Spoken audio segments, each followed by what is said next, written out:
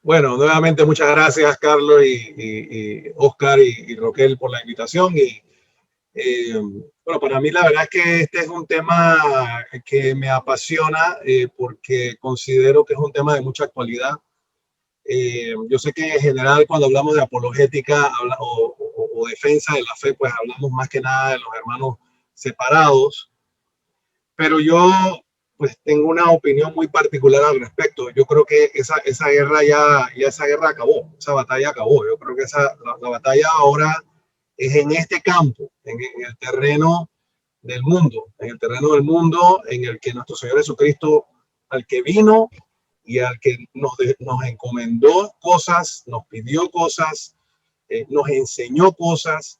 Entonces, tenemos una gran responsabilidad con ese mundo, ¿no? A nuestro mismo Señor Jesucristo le decían que andaba entre publicanos y rameras, ¿no? Entonces, pues estamos en este mundo. Creo que eso es lo más importante. Y lo que me gusta de este tema es que pienso que cuando hablamos de apologética, pues de los hermanos separados, que efectivamente no es que no tenga relevancia, pero es que mi opinión es que siento que eso como que nos distrae un poco de lo que está pasando en realidad en la actualidad. O sea, nos distrae, como que nos desenfoca y nos quedamos peleando que si el versículo tal dice tal cosa y eso está bien, porque eso es parte de nuestra formación. Pero yo creo que hay algo más grande pasando en el mundo y es pues esta amenaza del secularismo. Entonces, para entrar en materia rapidito, pues yo creo que debemos explorar, como que dice etimológicamente, qué significa secular, ¿no? Y secular, pues sencillamente viene si vemos la raíz latina, según la Real Academia Española de la Lengua, secular es sencillamente del siglo, seglar.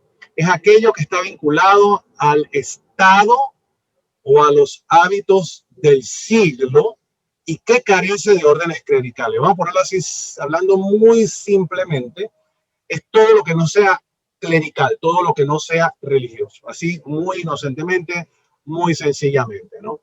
Entonces, también pues viene el tema de la idea de un segundito para tener aquí algo. Ajá. Y pues evidentemente pues el tema de cuando hablamos de secular, definitivamente estamos hablando pues de la vida civil, ¿no? De lo secular. Repito, no es que tenga algo de malo. Secular significa sencillamente lo que no es religioso. Así de sencillo. Entonces, cuando hablamos nosotros por ejemplo, de alguien que es secular, por ejemplo, pudiera ser inclusive un hombre que decía abandonar el sacerdocio y pasar a dejar el plano religioso y entrar a la vida normal. Esa persona podemos ya decir que se ha secularizado. Me estoy adelantando un poquito, pero bueno, incluso un sacerdote que no tiene ninguna orden religiosa, por ejemplo, los que viven en la casa, tienen una existencia secular porque viven en su casa, con su familia, dependiendo del caso, ¿no? Entonces, pero en general, cuando hablamos de algo secular, significa de algo que ya no está atado a las reglas del sacerdocio, en grandes rasgos, cuando hablamos secular. No hay una persona que es secular, alguien secular, no tendría, como quien dice, no reside en clausura, no tiene obligaciones de celibato. Ese es alguien que ya ha pasado a una vida secular. Eso sí, ya estamos haciendo una pequeña comparación con alguien ordenado, ¿no? Pero bueno, entonces, de ese término secular, que es del siglo, que es del mundo, que es no religioso, pues se han derivado, se han desarrollado vamos a llamarlo así, muchos conceptos, ¿no? El primero es ética secular. Cuando hablamos de ética secular, si nos vamos por lo que hemos acabado de definir como algo del mundo, algo que no es religioso, es sencillamente la ética que presenta lo correcto sin la religión. ¿Ok? O sea, una ética secular o la moral secular es una moral que no incluye a Dios ni lo religioso en su filosofía, en su doctrina, en sus conceptos. Entonces, cuando hablamos de ética secular, estamos hablando, hay que tener claro que estamos hablando de estos conceptos de qué es lo correcto, qué es lo incorrecto, y ahí, por supuesto, agrego la moral que está aquí, ¿no? Y sencillamente significa que esa filosofía, ese pensamiento no incluye lo religioso, puramente del mundo, ¿ok? Pudiéramos tener también conceptos como la religión secular. ¿Qué es una religión secular? Es una religión sin religión. Entonces, ¿cómo así? Bueno, encontramos muchísimos casos. Una religión secular es, por ejemplo, es una doctrina o un dogma. Tiene muchos conceptos de la religión.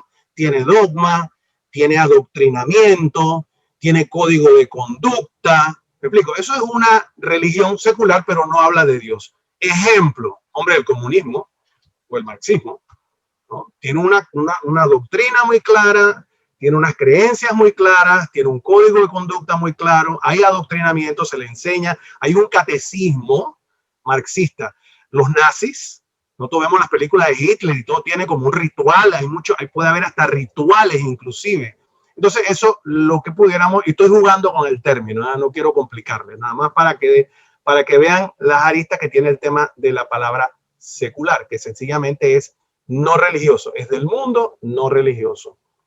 Bien, entonces, si ya profundizamos, ¿qué sería secularización? Hombre, es el paso de algo o de alguien que estaba bajo una doctrina religiosa, ¿verdad? Seguía sus preceptos y que ahora se ha salido de esa doctrina religiosa y entra al mundo secular. O sea, sale de lo religioso y entra al mundo, donde no hay religión.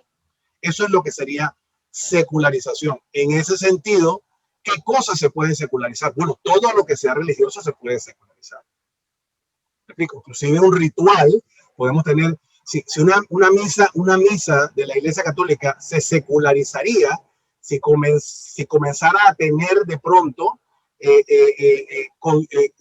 preceptos no religiosos, por decir algo, ¿no? Pero bueno, estoy jugando con el término nada más para entender el tema de lo que es secular y secularizarse. Secularizarse. Era religioso, ya no lo es. Entonces, con la secularización, en pocas palabras, lo sagrado y lo religioso se vuelven algo personal. ¿Ok? Eso es bien importante. La persona que se ha secularizado considera que lo religioso es algo privado, es algo íntimo, es mío y no tiene por qué nadie saberlo. Porque, y ahí voy a empezar a jugar con los temas y el peligro del asunto, porque yo tengo que respetar a los demás que no practican mi fe. Y ya comienzo a usar algunos términos que yo estoy segurísimo que ustedes han escuchado. Cuidado que de pronto lo hemos dicho, ¿verdad? Yo tengo que respetar la fe de los demás, pero es que sencillamente usted está adoptando sin darse cuenta, ¿no? Se está secularizando, porque entonces usted siente que su religión es algo privado, es como andar desnudo. Todo lo demás lo podemos hacer, podemos tomar unos tragos con unos amigos, podemos ir a trabajar, pero de pronto el tema religioso se vuelve como es algo privado, por respeto o por cualquiera que sea la razón.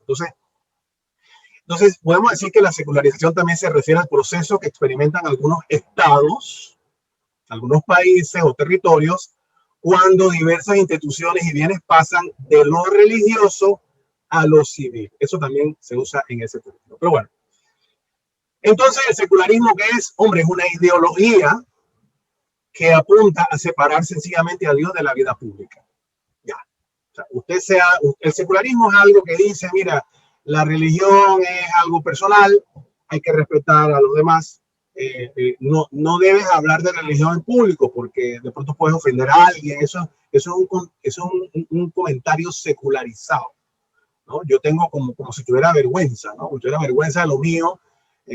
Sin embargo, hay otra religión probablemente, y en ese concepto, en ese sentido, creo que los católicos somos los más, ¿sabes? Los más respetuosos, pues, ¿no? Pero bueno, en esencia, el secularismo pretende la sistemática eliminación de cuanto hay de cristiano en, en el mundo. Eso es lo que es el secularismo. ¿Qué entra aquí? Entra todo. Entra el ateísmo, entra cualquier pensamiento que diga Y por eso me gusta este tema, porque lo que quiero lograr en este momento es no enredarlo, sino decirles que mira, todo lo que sea algo que diga que no, que hay que separar lo religioso de lo del mundo, es algo secularizado. Entonces, lo interesante de esto es que el Papa Juan Pablo II nos lo advirtió en una publicación que se llama Cruzando el umbral de la esperanza. Es una entrevista, yo no he leído el libro y yo quisiera que en este momento de pronto, Carlos, se los compartieras. Es un PDF, tú nomás se lo compartes por el chat. Quiero que lo tengan, no lo he leído y se lo comparto principalmente, no tanto por Juan Pablo II, sino por Vittorio Messori. Vittorio Messori es un tremendo investigador, autor, tiene libros excelentes y él, este libro lo hizo como una entrevista a Juan Pablo II. O sea, es una joya. Yo la verdad es que no lo he encontrado, no lo he podido encontrar. Esta es una publicación, la referencia que está aquí es una publicación de un libro impreso. Por internet pude encontrar fue ese PDF, pero la verdad es que no se consigue ni en Amazon ni nada, no sé por qué. Pero bueno. Entonces, ¿qué decía Juan Pablo II? Nos lo advertía y en ese libro se le puede encontrar. Dice, una poderosa anti-evangelización que dispone de los medios, ¿okay? y de programas y se opone con gran fuerza al evangelio y a la evangelización. O sea, ya desde los tiempos de Juan Pablo II, él decía, nos advertía de que esto ya estaba sucediendo. Y yo siempre le llamo a este tipo de cambios, lo llamo como, hay un ejemplo que usamos de que cómo tú haces para hervir una rana. Entonces, sencillo, para que una rana tú la puedas cocinar y hervir, tú no la puedes echar en agua hirviendo, porque tú la echas en agua hirviendo y salta. Pero ¿cuál es la forma? Hombre, la metes con el agua fría, entonces la ranita nada para allá, nada para acá, ¿verdad? Entonces tú le prendes la estufa bien bajito, bien bajito. Entonces el agua se va poniendo tibiecita, bien rica, ¿me explico? Y así se va calentando hasta que de pronto pierde la conciencia y queda cocinada. Entonces, el secularismo es algo así.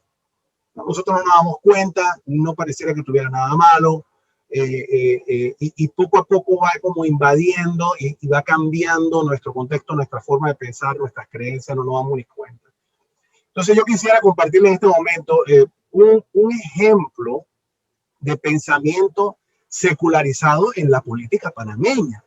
Y yo les voy a compartir aquí, vamos a hacer, lamentablemente no se va a poder ver y escuchar simultáneamente. Vamos a hacer un esfuerzo. Ahora Carlos va a compartir su pantalla y va a poner el video. Y yo le pedí, porque no se oye muy bien, se oye muy lejos, que pusiera sus bocinas allá altas para que entre. O sea que va a salir el video como con retraso de la voz, pero no importa.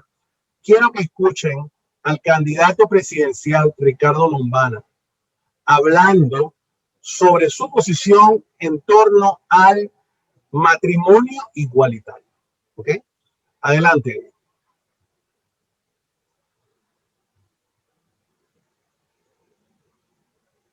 No se escucha, Carlos.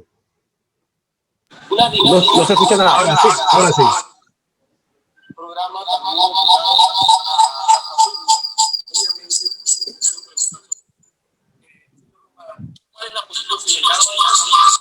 Tienes que apagar un micrófono, un micrófono o algo así. Ajá.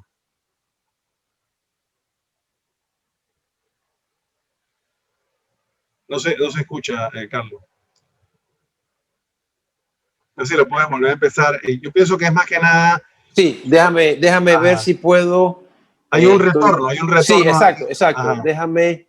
Déjame atrasarlo. Ok, y déjame alejar esto lo más posible. Dame un segundito. Y vamos a ponerlo.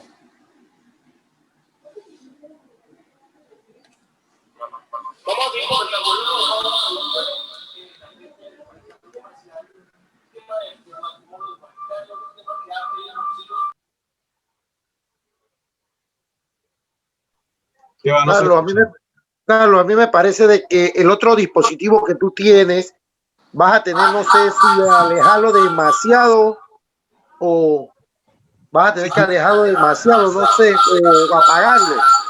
No, es que si lo apago no se escucha. Dame un segundo. Estoy trabajando en esto ahora mismo. Dame un segundo. Padre. Ok. Yo tengo mi pantalla compartida, Carlos, sí. Sí. No, tu pantalla no está compartida. Ahora mismo está la mía. Ok. ¿Ahora se está escuchando algo? No. No se escucha nada. Déjame ver ahora.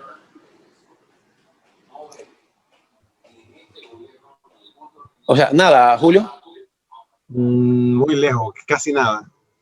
Débora, Okay, Débora puso ahí, no sé, buscarlo, el video en la PC. Sí. No sé si. Yo voy a compartírselos. Voy a compartírselos por el WhatsApp, que bueno, pero es muy grande, ¿eh? Se lo voy a compartir por WhatsApp. Yo creo que por WhatsApp, no, perdón, por aquí, por el chat. ¿Tú crees que pasa? Yo te lo compartí ayer por ahí, ¿verdad, Carlos?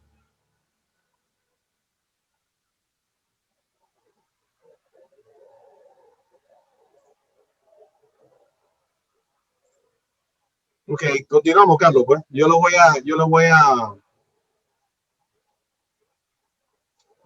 voy a compartir acá.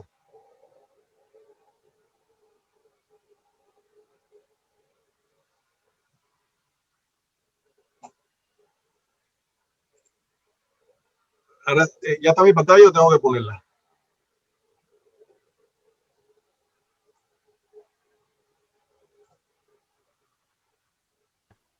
Está tu pantalla solamente.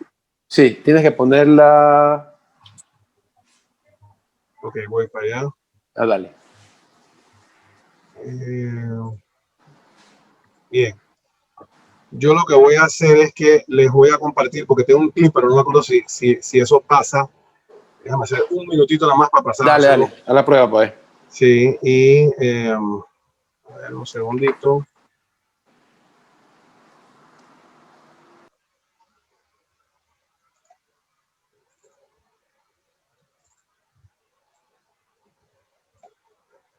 Ok.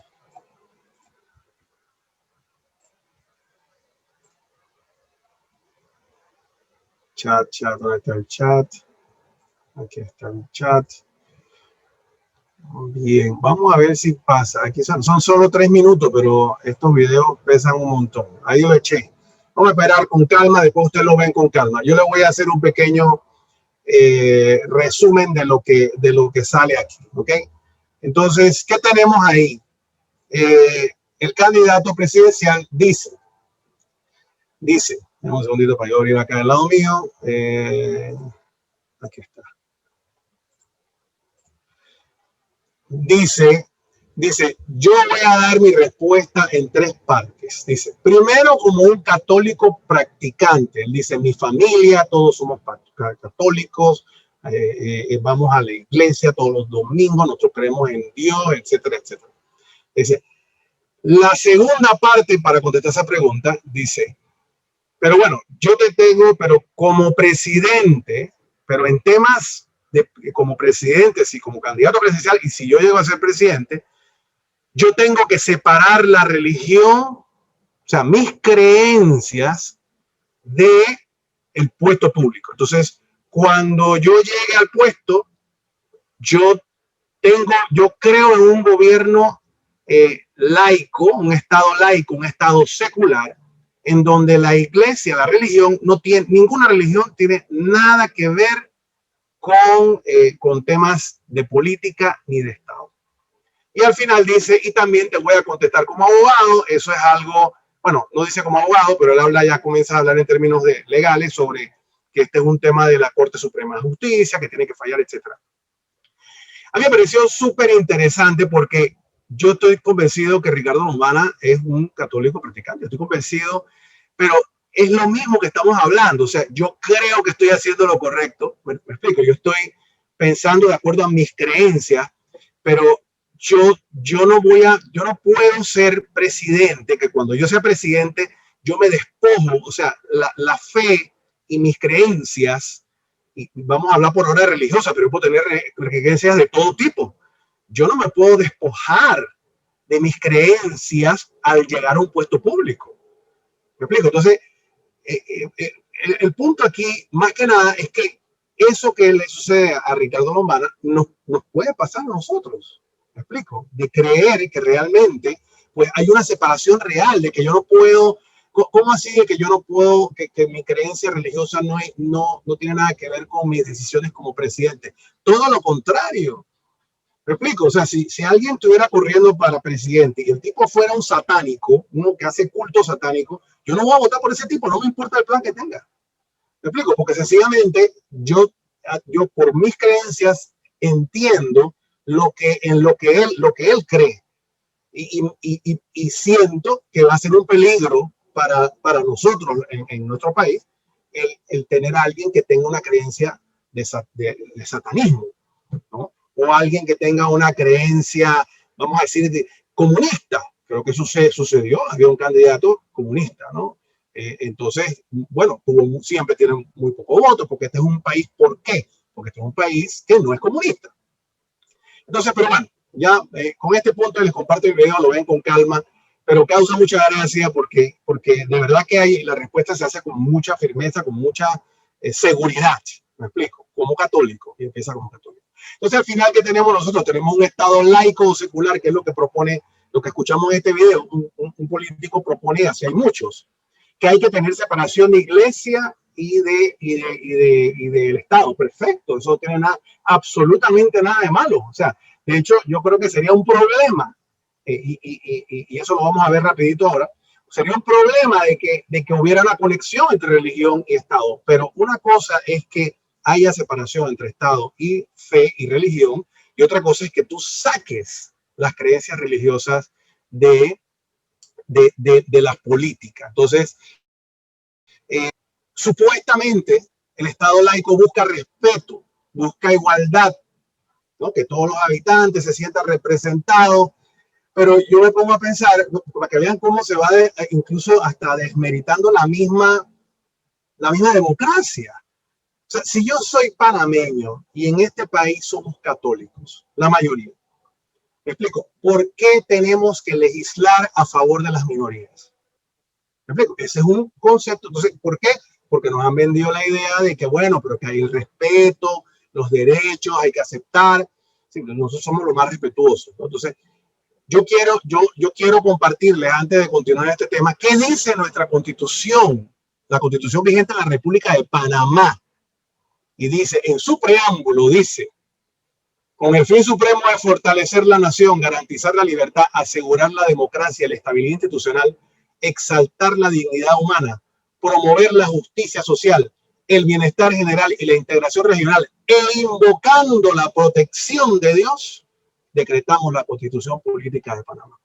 Y en su artículo 35 dice, es libre la profesión de todas las religiones, así como el ejercicio de todos los cultos, sin otra limitación que el respeto a la moral cristiana y al orden público. Y dice, se reconoce que la religión católica es la de la mayoría de los panameños. Por eso es que habla de que todo de acuerdo al respeto a la moral cristiana. Hermanos, si algún presidente decide convertirnos en un Estado laico, todo esto que ustedes aquí se borra. ¿Qué pondrían a cambio? Yo no sé. Porque digo, yo no veo ningún problema en nada de esto. ¿Me explico? Bueno, yo soy creyente, pues yo creo en Dios, ok, tengo para el mundo tendría un problema. Pero si yo quito a Dios de mis leyes, ¿con qué lo reemplazo? ¿Qué queda allí? Ese vacío, ¿con qué se llena? Esa es la pregunta que yo les digo, ¿no? Entonces al final les comparto, les dejo en la cabeza, y al final tenemos que, una cosa es un Estado laico, pero pudiéramos ser, en Panamá la Constitución es un Estado aconfesional. ¿Qué significa? Que no tenemos ninguna religión, nosotros no hemos declarado que, de hecho, Costa Rica sí es un país confesional. Costa Rica tiene como religión oficial la religión católica. Pero un país aconfesional como el nuestro es un Estado que no asume ninguna confesión religiosa, pero esto no quiere decir que esté en contra de la religión. Y ese es el peligro del secularismo, ¿verdad? De que todas estas cosas nos las vamos como creyendo, ¿no? ¿De dónde viene todo esto? Para ir continuando. Bueno, esto tiene sus orígenes después de la Edad Media, en el periodo de la Ilustración. Es entre el siglo XVII y el siglo XIX, ¿no? ¿Qué ocurrió ahí? Muy resumidamente, lo que ocurrió en ese tiempo es que evidentemente la monarquía era confesional, o sea, había una unidad entre iglesia y Estado, casi, ¿no? Entonces, los abusos de los monarcas provocan, pues, definitivamente, pobreza, enfermedades, muertes, o sea, injusticias que van provocando, que van llevando a los pensamientos que buscan, en pocas palabras, sacar a Dios de la iglesia, porque aparentemente la monarquía y sus creencias católicas, okay, son el problema, son el mal. Entonces, ¿qué surge durante ese periodo? ¿Cuáles son las corrientes que se crean en ese periodo? Hombre, uno, por ejemplo, es que la razón y la duda metódica de Descartes, por ejemplo, la razón, todo hay que explicarlo con la razón. Si yo no lo puedo explicar con la razón, no existe. Yo no puedo hablar de espiritualidad, ¿no? Otro punto interesante sería una visión mecanicista de la naturaleza. ¿Qué significa eso? Significa que cuando para ese tiempo comenzaron a hacer los descubrimientos, Newton, que la ley de la gravedad, que el Sol, que nosotros giramos, que los planetas giran alrededor del Sol, comenzaron a demostrarse las cosas científicamente, se descubrieron las leyes naturales. Entonces, los filósofos comienzan a pensar, a sentir que que todo se puede explicar de una manera científica, de una manera mecanicista, sin incluir a Dios, ¿no? Y hay otras corrientes, el enciclopedismo, que es que como quien dice, la ignorancia era el problema de las dictaduras, de las injusticias. Entonces había que enseñarle a todo el mundo porque solo los ignorantes creían en Dios, casi, ¿no? Estoy resumiendo. O que el progreso, o sea, todos estos términos no quiero demorarme en ninguno, más de lo que debo, pero sí quiero llamar la atención. Bueno, el liberalismo es interesante, que tiene que ver que la libertad del hombre, o sea, comienza a haber un antropocentrismo, como ven en el punto 5, o sea, que el hombre es la norma de todo, o sea, es la medida de todo. Ya no es Dios, ahora es el hombre. Entonces, todo el humanismo, todas estas cosas que ustedes escuchan comienzan a darse porque ya Dios no es el centro, sino es el hombre. Y el liberalismo va por esa línea, pero qué interesante el último punto, que es el universalismo. El universalismo, y todo esto estamos hablando del siglo XVII al XIX, es la creencia de que la razón humana nos puede permitir llegar a tener un mismo, como diríamos, voy a usar esta frase que le va a sonar a algunos medio extraña, un orden global mundial único, perfecto. O sea, que todos los hombres, gracias a la razón, pudiéramos llegar a tener un solo gobierno, una sola creencia. ¿Me explico? Eso es lo que sería el universalismo. Entonces, explorando rápidamente todas esas cosas que ocurren en los pensamientos que se dan durante la Ilustración, que desencadena la Revolución Francesa. Y lo que ocurrió en la Revolución Francesa sencillamente fue la descristianización de Francia durante la Revolución. Se confiscaron las tierras de la iglesia, se quitaron estatuas, se destruyeron altares, se destruyeron cruces, se destruyeron campanas. La institución se quitó el credo y se creó un credo, el culto a la razón. O sea, todo esto como una reacción, claro, a los abusos de la monarquía en su tiempo, que eran católicos.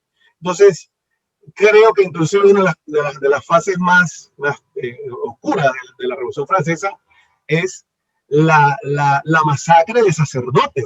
Tú eras sacerdote, eras monja, vamos a matarle, cortarle la cabeza, colgarlo, ahogarlo, porque eso es el demonio, ¿no? El demonio de la razón será, ¿no? Contra la razón. Así que eso es lo que, en pocas palabras y muy rápidamente, se da. Y nosotros lo que estamos viviendo hoy es el resultado de esas creencias, ¿no? Tenemos entonces un pensamiento secularizado o secularista que considera, y esta frase me gusta de Edward Fesser, que es un escritor muy bueno, que tiene un libro que se llama La Última Superstición, dice que una persona secularizada dice, somos inteligentes, informados y racionales, mientras que los creyentes religiosos son estúpidos, ignorantes e irracionales. Para nada son brillantes como nosotros, porque el hecho de que tú creas en Dios, ya tú eres un ignorante. Entonces, a eso, en ese mundo estamos viviendo. Por eso es que nos sentimos, quizás no nos sentimos con la libertad de decir o compartir nuestras creencias. Estamos comiendo, no nos atrevemos a hacer ni la señal de la cruz porque nos da vergüenza que nos miren. O sea, increíble el punto que hemos llegado, que nos hemos ido dejando arrinconar por este mundo secularizado que no quiere a Dios en su mundo, ¿no? Entonces, yo le quiero hacer una pregunta. ¿Cómo sería un país secularizado? Supongamos que mandara la razón y que sacáramos a Dios de todo lo público y que todo realmente fuera lo racional, la razón, no sé qué. ¿Cómo serían sus habitantes, por ejemplo? ¿Cómo serían un país donde todo el mundo, nadie, nada más piensa en la razón y nadie piensa en Dios? ¿Cómo serían, por ejemplo, sus familias? ¿No? ¿Qué es lo que impera ahí en la familia? No, bueno, no sé si la definición de familia cambiaría. Lo más probable, de hecho, yo creo que ya estamos a punto de que cambie. Estamos legislando, o sea, hay mucha presión para legislar sobre ese punto en nuestras asambleas en Panamá. ¿Cuáles serían las creencias de un país o un mundo donde no está Dios, donde no se permite a Dios, ¿no? ¿Cómo serían sus leyes? Bueno, ya escuchamos un poquito de cómo tener una idea de cómo sería, como escuchamos bueno, les compartí un poquito el video de lo que comentó el candidato presidencial Ricardo Bolomana en su momento. Una separación, evidentemente, entre iglesia y Estado. ¿Cómo sería la educación? Mira, con el tema de educación ya lo estamos viendo en Europa. Ya está prohibido poner cruces. Está prohibido rezar, ya ni en las mismas escuelas católicas. ¿Me explico? El tema de la familia en Europa, o sea, ya inclusive tú no eres padre de tus hijos. El Estado es el padre de tus hijos y es el que decide lo que es bueno para tus hijos. Aquí en algún tiempo, hace muchos años, creo que hubo una corriente que hasta pusieron un número de teléfono para que tu hijo te reportara si estabas abusando de él. ¿Me explico? Imagínate, esos son los resultados de un mundo secularizado. ¿Cuáles serían sus derechos? Etcétera. Bien, ¿qué hacer frente a la amenaza del secularismo? Hombre, la verdad es que esta parte me fascina porque la verdad es que siempre hemos tenido la respuesta en nuestras manos frente a nosotros todo el tiempo. Pero voy a aprovechar y a mencionar una frase de Pablo VI, ¿no? Pablo VI sentía que tenía cada vez más clara la impresión de que existe algo profundo y negativo. Estamos hablando de 1965 por allá. Ya Pablo VI tenía la sensación de que hay algo profundo y negativo que aflige a la iglesia crecientemente, o sea, que va en aumento. Y el camino a la secularización y la falta de unidad interna está volviéndose dos grandes problemas para la iglesia en el mundo entero. Esa era una preocupación de Pablo VI y lo llevó a decir esta frase que pensé que Roquel la iba, casi la comenta hace un rato. Él escribe inquieto el 29 de junio del 72 y dice, diríamos que por alguna rendija misteriosa, dice, no es misteriosa. Por alguna rendija, el humo de Satanás entró en el templo de Dios, 1972. Hay duda, dice, incertidumbre, problemática, inquietud, insatisfacción, confrontación. Ya lo advertía el Papa Pablo VI en su momento, ¿no? Entonces, ¿qué hacer? Bueno, el magisterio de nuestra iglesia tiene la respuesta y así pienso esta segunda parte terminarla.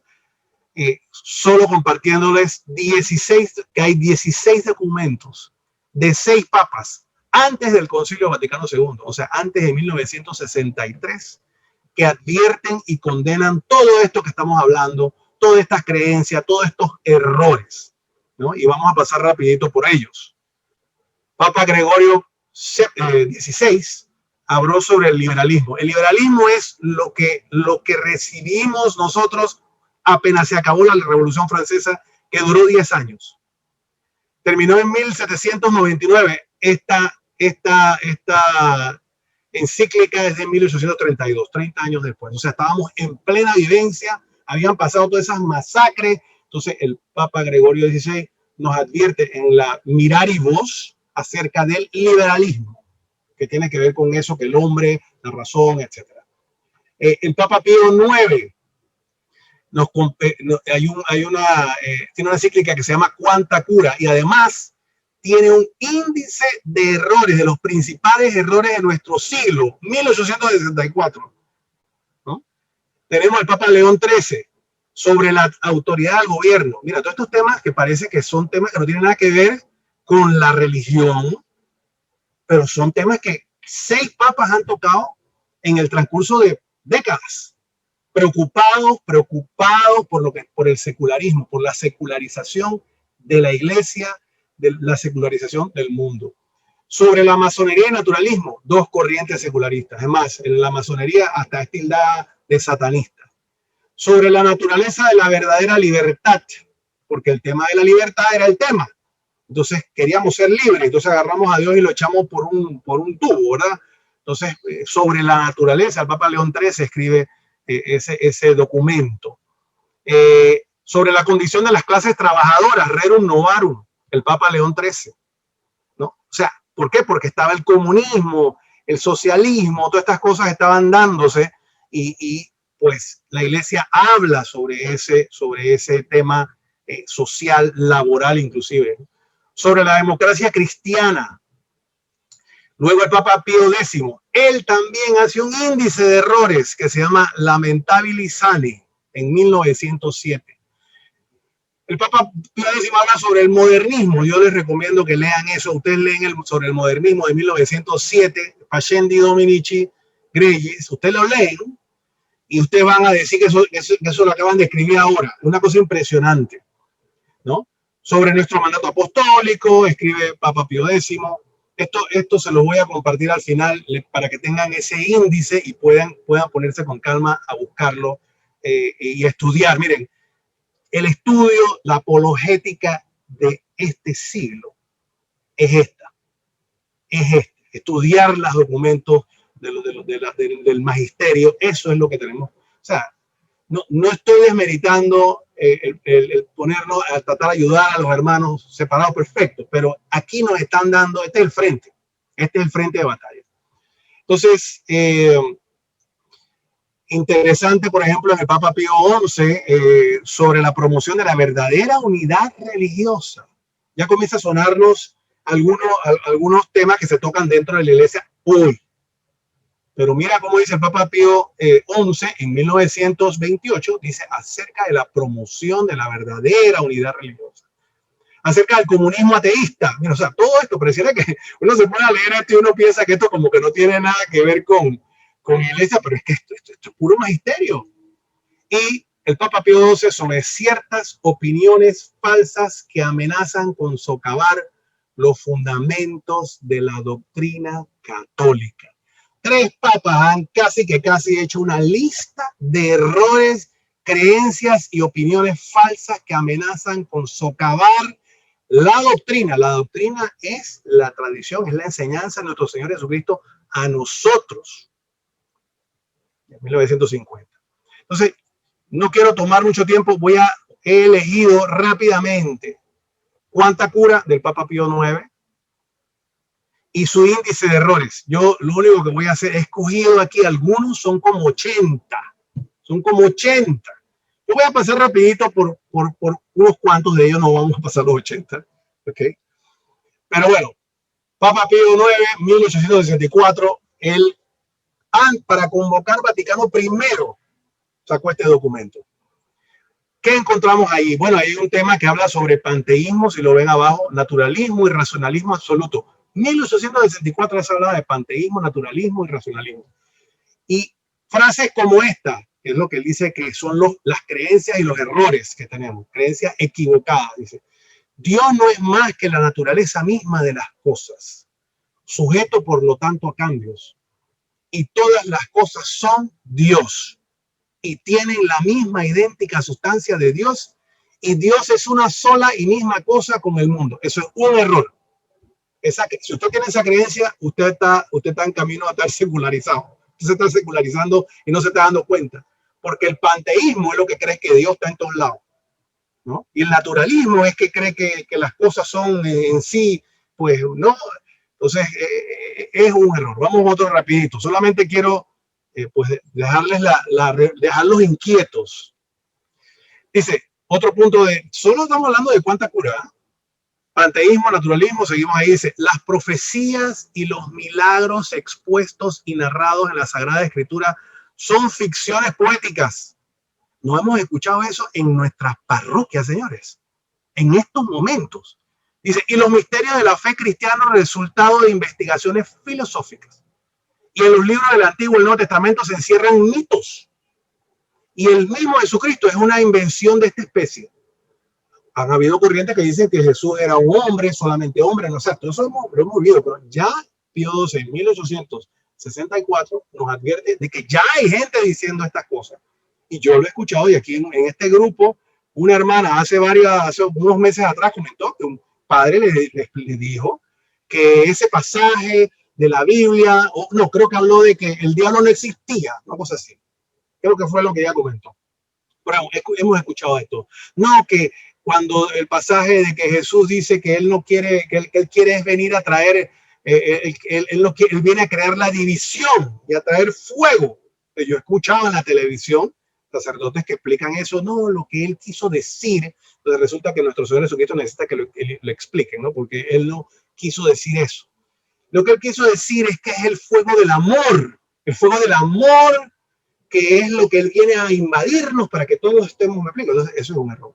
Vamos con otro rapidito, y repito, nada más quiero dejarlos inquietos. Dice, otro panteísmo, naturalismo, dice, la revelación divina es imperfecta y está por consiguiente sujeta a un progreso continuo e indefinido correspondiente al progreso de la razón humana. O sea, la revelación, esto lo han escuchado usted también. No, la iglesia tiene que modernizarse. Esa es esta. Vamos con otra.